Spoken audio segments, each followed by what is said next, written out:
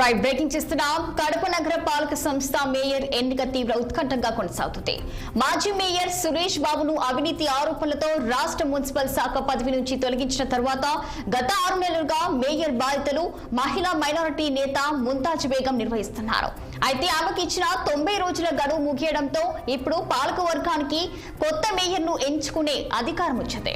ఇక ఈ నేపథ్యంలోనే 47వ డివిజన్ కార్పొరేటర్ పాక సురేష్ పేరును కడప ఎంపీ అవినాష్ రెడ్డి సమక్షంలోనే ప్రతిపాదించారు. ఇవాళ జరగనున్న ఎన్నికల్లో వైసీపీ కార్పొరేటర్లు ఆయన్నే మేయర్ గా ఎన్నుకునే అవకాశం బలంగా కనిపిస్తోంది. ప్రస్తుతం కార్యాలయం పరిసరాల్లో పోలీసులు భారీ భద్రతను ఏర్పాటు చేశారు. ఏ క్షణంలోనైనా ఎన్నికలపై అధికారిక ప్రకటన నిలబడే అవకాశం ఉందని రాజకీయ వర్గాలు చెబుతున్నాయి.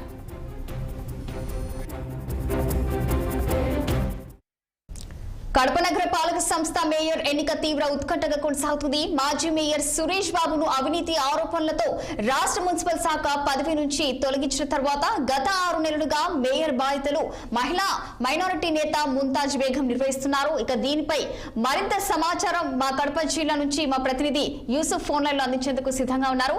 చెప్పండి యూసుఫ్, మరి దీనికి సంబంధించిన పూర్తి డీటెయిల్స్ ఏంటి?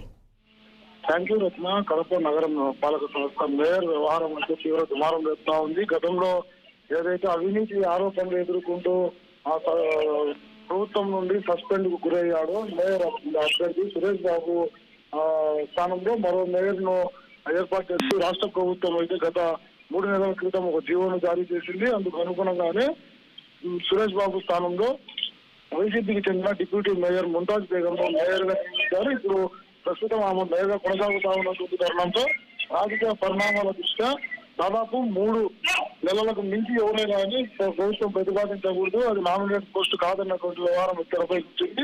దీనికి అనుగుణంగానే ఇటు కార్పొరేటర్లంతా కూడా వైసీపీకి చెందినటువంటి 38 మంది కార్పొరేటర్లు మేయర్ అభ్యర్థిగా పాక సురేష్ 47వ డివిజన్ సీనియర్ నాయకుడు కార్పొరేషన్ గా ఏర్పడినప్పటి నుండి కూడా ఇతను కార్పొరేటర్ గా కొనసాగుతా ఉన్నాడు. ఇతనికి అవకాశం కల్పిస్తూ నిన్న అవినాష్ రెడ్డి అధ్యక్షతన 38 మంది కార్పొరేటర్లు కూడా బలపరిచారు. అతని నాయకత్వాన్ని మేము పాక సురేష్ ను మేయర్ ఎన్నుకోవడానికి సిద్ధంగా ఉన్నామని చెప్పి ప్రకటించారు.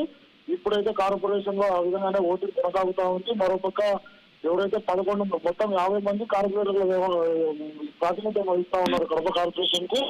అందులో 38 మంది ఇటు వైసీపీ తరఫున ఉంటే వైసీపీలో గెలుపొంది ఇటీవల కాలంలో టీడీపీలో చేరినటువంటి 11 నుండి 12 మంది కార్పొరేటర్లంతా కూడా ఒకవైపు ఉన్నారు, అటు టీడీపీ వైపు ఉన్నారు. పూర్తిగా మరో 3 నెలల్లో ఏదైతే ఈ ఎన్నిక స్థానిక సంస్థ ఎన్నికలు జరగబోతా ఉన్నాయో ఆ యొక్క ఎన్నికలకు ఈ యొక్క మేయర్ వ్యవహారం అంతా కూడా ఒక పెద్ద పీఠముడిలాగా మారింది. అటు టీడీపీ కూడా అవినీతి చేశారు కాబట్టి వైసీపీ వారికే పొందన లేకుండా ఈ కోట్లకు వెళ్లడము రకరకాల విన్యాసాలు చేస్తా ఉన్నారు. ఇవన్నీ కూడా ప్రజల ముందుకు తీసుకెళ్తాము. అవినీతి చేసినటువంటి మేయర్ ను తొలగించడంలో తాము సఫలీకృతమయ్యాము.